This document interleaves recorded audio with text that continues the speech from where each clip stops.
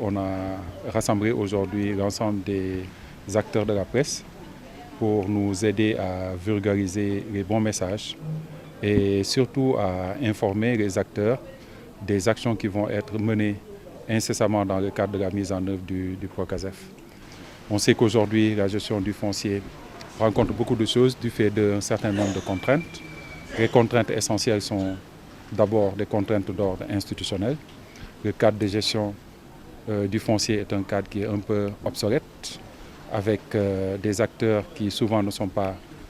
préparés, formés à gérer une ressource aussi fondamentale, des outils de gestion qui ne sont pas adaptés. La conséquence, c'est que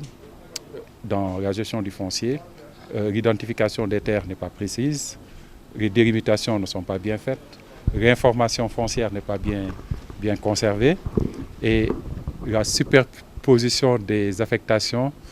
fait qu'à chaque fois que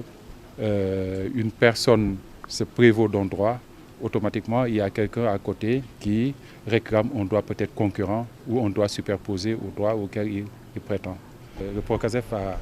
investir fortement sur les infrastructures de sécurisation foncière par d'abord l'acquisition d'images satellitaires sur l'ensemble du territoire national, par la mise en place d'infrastructures géodésiques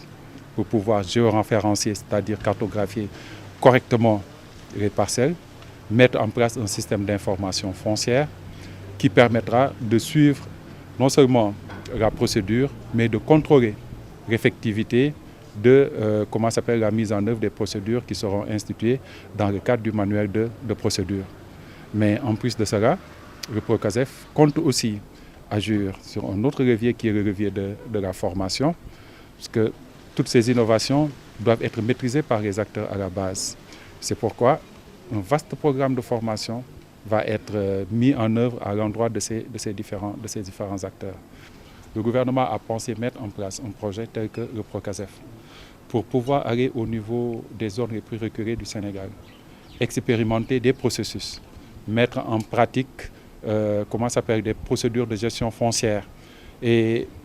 réfléchir et systématiser l'ensemble de ces résultats et les remonter comme recommandations qui pourront certainement alimenter et approfondir et bonifier l'excellent travail qui a été déjà fait par le professeur Soran et son équipe.